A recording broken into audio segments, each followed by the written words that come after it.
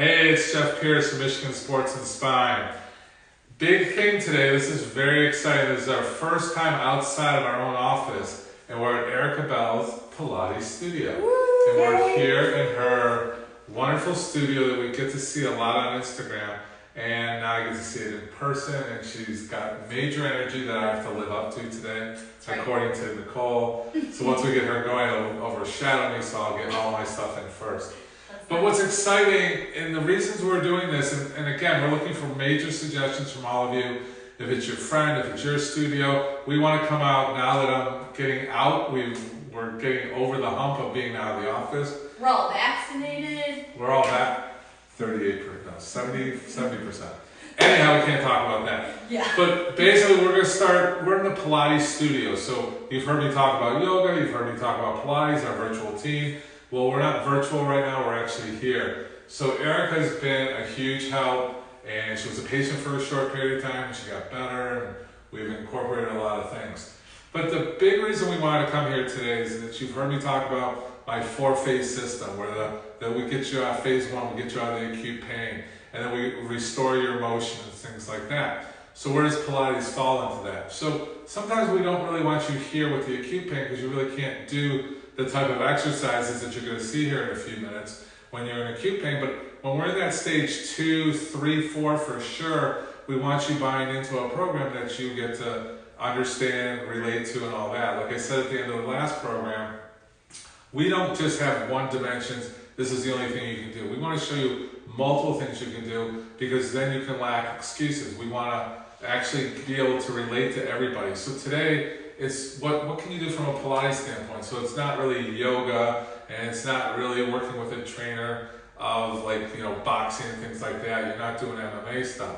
But again, it's tough.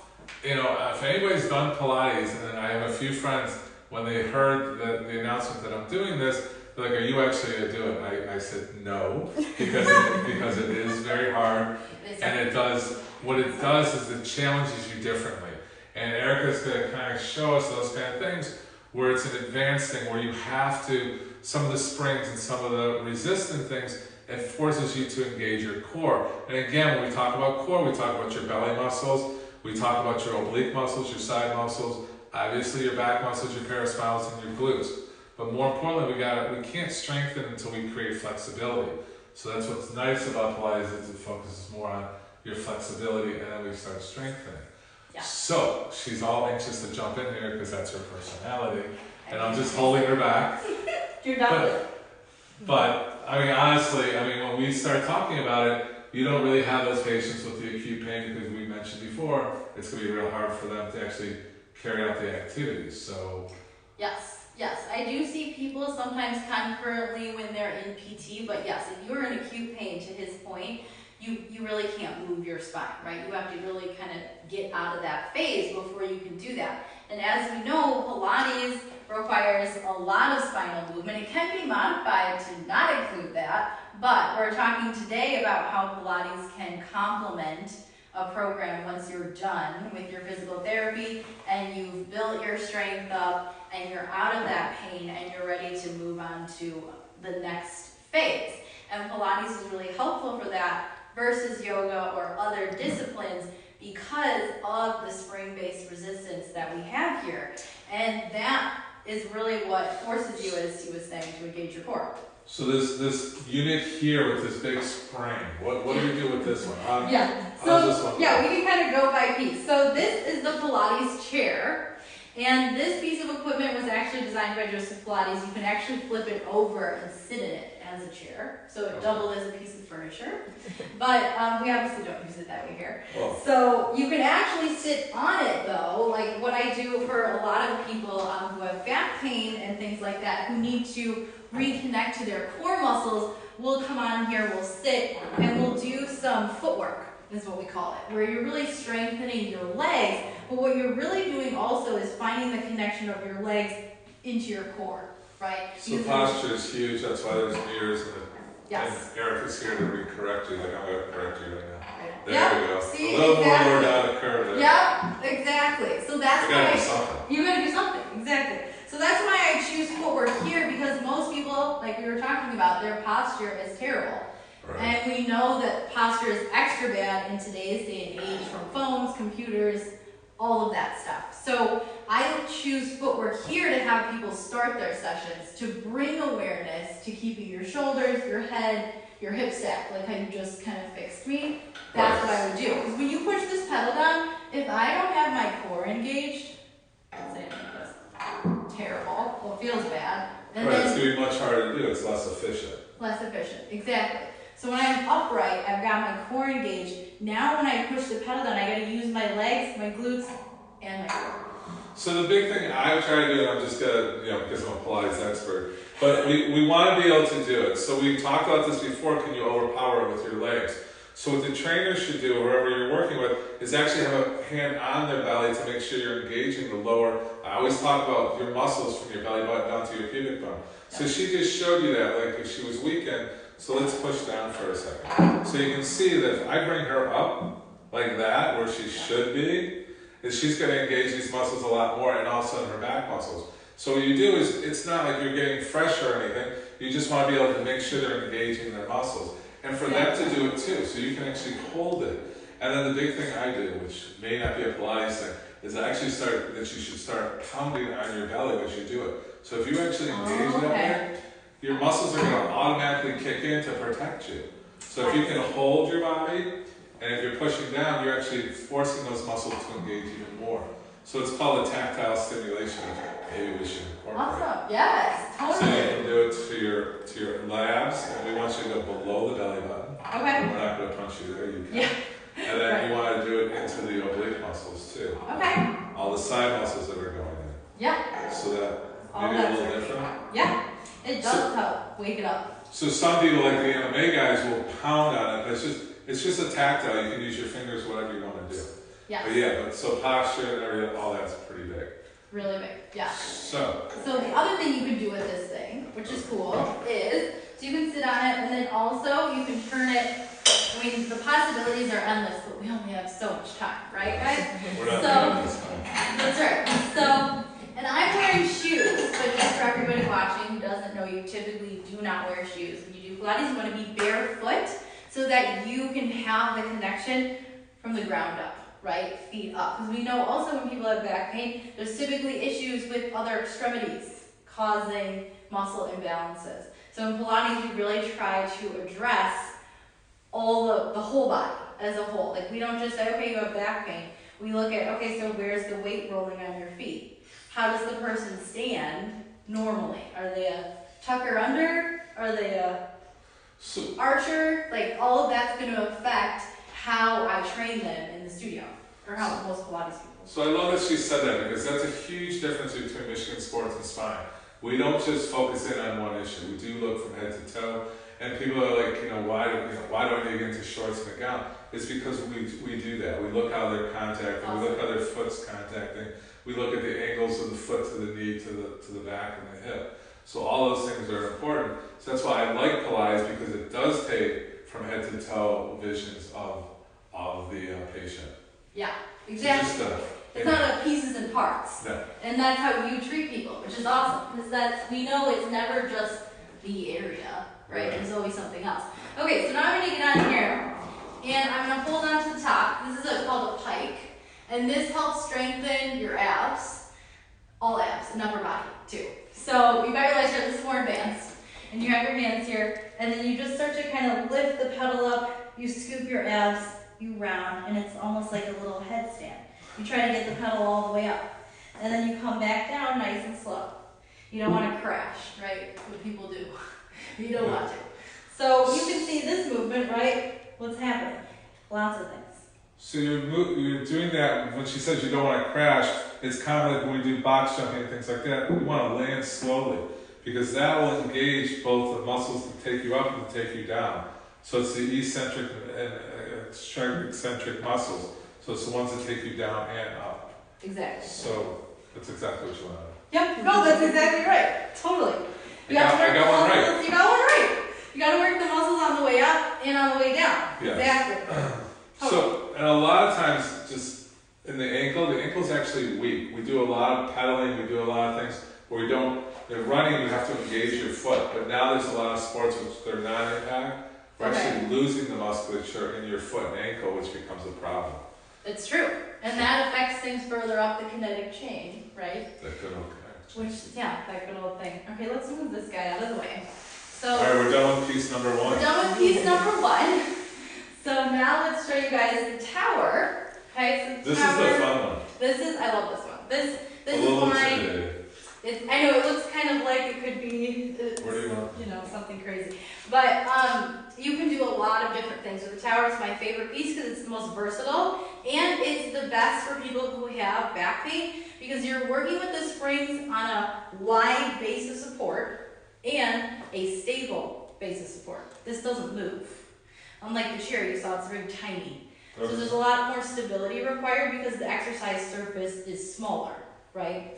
So here you can do lots of things. I like to work on, so as we know, right, when people have pain, that can also be caused by stiffness in other parts of the spine. Okay. So I like to work on thoracic mobility or just spinal mobility in general with this bar. And you have people kneeling, they grab the bar, they start to round down, and you want to make sure the butt doesn't go back in space, right? So to your point, you're engaging your glutes and your core right now, and then once the bar goes a certain amount forward, that's when I'll reach my hips back and I find this position. This is similar to a yoga type exercise, right? Okay. But you can stay here in neutral, or you can choose to add the thoracic and lumbar extension. And then you so have you drop your curvature a little bit more. Exactly, yeah. And then which you is come important up for natural movements. and lift. And it just feels really good. And then that rolling motion, you know, as you know, is good for building mobility, it's good for your fascia, all that stuff. So that's a nice kind of feel-good exercise.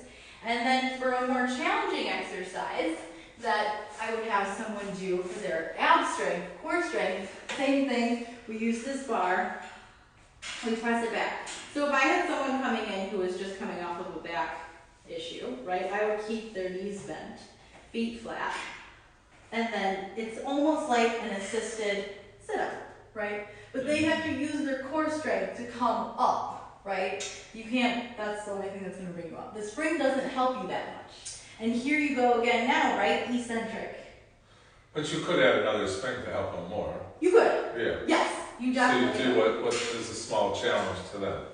Yes, exactly. And then now if I want to do the advanced version, where you've got to be zero pain, right? Where you've got lots of strength built up in your core, you bend your elbows, you bring the bar up, you lift your legs. So now you're just showing up. And you're here. Great. Yes. Well, I have to show up on camera, right? So now I come down, and then here's, see how much eccentric strength? Look where I'm at. I've got to get my low back down, then get my legs up, then my body. So, like, all the people who work out, that's such an important piece, because when you guys are doing workouts with weights and things, like I'm doing it, that movement right there is so important because you're engaging both muscles that get you into a position and get you back out. Like a lot of people, I can bend forward, but they kind of creep their way back up. So there's so many muscles within, and when you talk about functional movement, it's so important that move right there. And it's for speed too. It's like my biggest example is when people are running, you hear them slapping the ground. You should be lightly touching the ground. That's because only part of their muscles are engaged. What was that? 15. 15. So we're there. So we're having so much fun. I know. Yeah. But yeah, so that's important, especially that's why I like Pilates, because this is an assisted thing where you're not just free out, like a yoga where you're just kind of using everything. This helps engage, and when you slow it down, you're able to engage more muscles. And it's actually, like Erica said at the beginning, it's very difficult. She made it look easy. If I get on there, I'd probably jerk my way up. And, hopefully nobody would see that.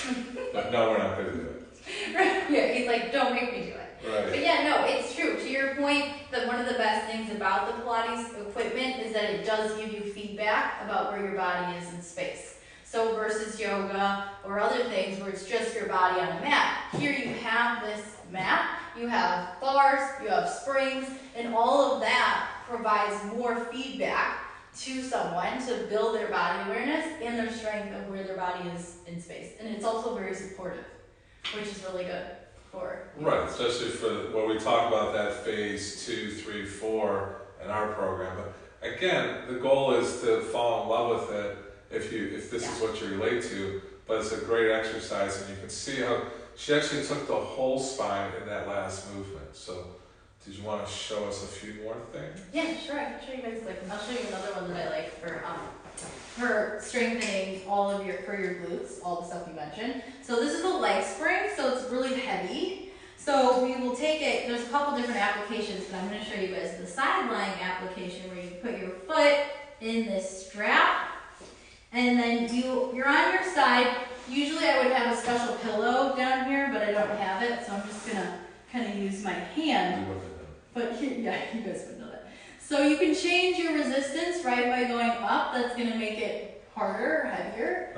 Lower is easier. So, but when you have the leg swings from the side, you would never have it all the way up there because they're very heavy.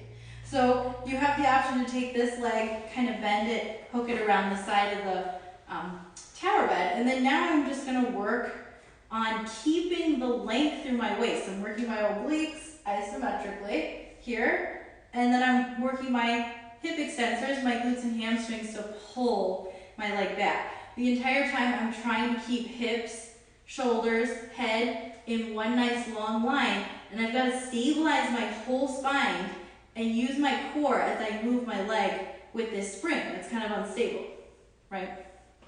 So yeah, she's making this look easy, but her points are, you want to keep the shoulders, the hips, all that alignment is huge because you're engaging those muscles into that postural position, as opposed to, like I go back to the weightlifting guys where they're like thrusting and they're throwing their body into odd positions.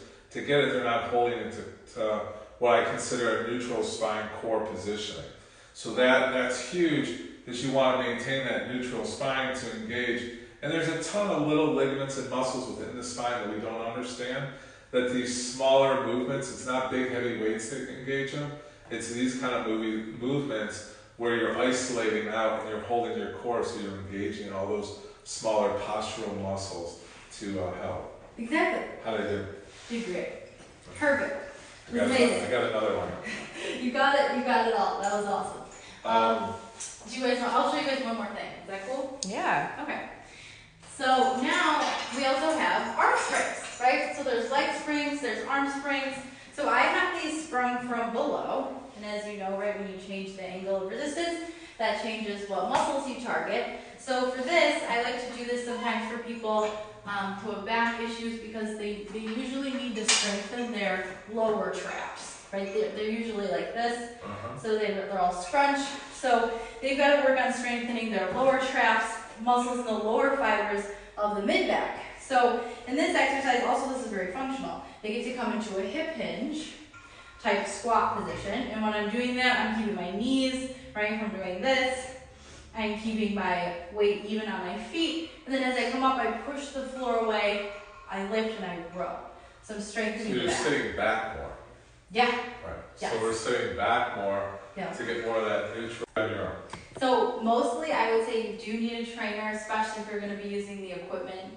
Since as you can see, there's lots of setup involved. Right. And you really have to know, the instructor has to know, their way around the equipment, and also how to select. I mean, what I showed you guys here is just a small sampling of all the different exercises that are available. It's just a lot more tricks. There's so many more tricks. So basically you need someone. What's nice here is that, when you're in that discomfort, this is something you can do, and having the guidance of the trainer and engaging. Like when you're doing a therapist, when you're with a good physical therapist, they're always going to talk about your core. The physician's going to throw out that.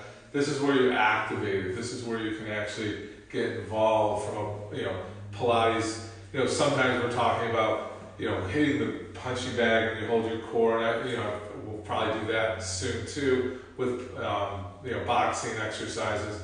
But here it's just kind of a slower pace.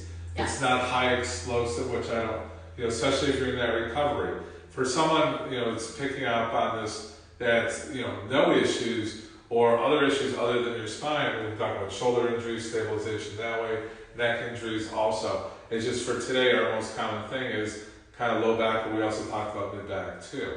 Right. So how do we get a hold, like, are you taking on new clients? Are you seeing people? So right now I'm actually at capacity. My practice has grown so much in the past couple of years. I'm very grateful. There you I go. have awesome clients. Many of them are super loyal, so they come in and they stay. So I have limited new spots that open up. I've had a couple, but right now I'm at capacity, and I also have a pretty full wait list. So it's pretty So awesome. she's too busy, so we'll go push Pilates. But there's a lot of other great studios in the area that, and I know a lot of people at all of them, like Equilibrium Pilates is a wonderful studio. They have a location in Birmingham and Bloomfield. Yeah. Reforming Foundations in Berkeley is another great studio. So we'll put all that on our website and Yeah. be able to get that out for those that want to do it. Or if you have questions, but more importantly, we want to push, this is all, it's not really alternative anymore, but it's some of those things that we think outside the box. At Michigan Sports and Spine, we're not just about medications, we're not about injections. We're about what's going to solve the problem. What do you relate to? I'm not the doctor that just has a one-dimensional position. We have friends like this out there in the community that are also, very successful at what they do, not because, it's because they work hard and they're passionate. I mean, Erica's very passionate. We've kind of held her down a little bit with all her excitement today. No, I mean, you're. But yeah, this is what we're looking for. We want to get out to the community. We want to hear from you. We want to hear what your programs are. If there's another Pilates studio you work with, or if there's a yoga or something that we're not thinking of. I know a lot of people are messaging me about cupping. For some reason, cupping has taken off, and we can talk about that. But if you have people that you want us to go visit, like a workout facility or anything like that, let us know. Message us, and we'll be able to fit it into our program. Hopefully this was helpful. I truly appreciate you letting us into your studio today. And this was our Grace first one outside of Michigan Sports and Spine offices. I'm so happy that I could be the inaugural. You're the inaugural person. So yes. It was great having you, and I'm happy to hear that there's a doctor like you who is looking at the body holistically and also telling people about other options besides just like. It's not becoming dependent on a doctor. Right. Unfortunately, I had a patient today that was the situation. It went on for 8 years, and she was actually a young individual. So it kind of inspires me to kind of let people know, like, you got to move on from certain people. You're not dependent. I'm not here to make you dependent on us. We want to teach you, let you go and be independent on your own and figure it out. So we're here to guide you. Awesome. So peace out. Mother's Day is this Sunday. So hopefully everybody gives an extra hug to their family members. But peace out. Love you. Bye, guys.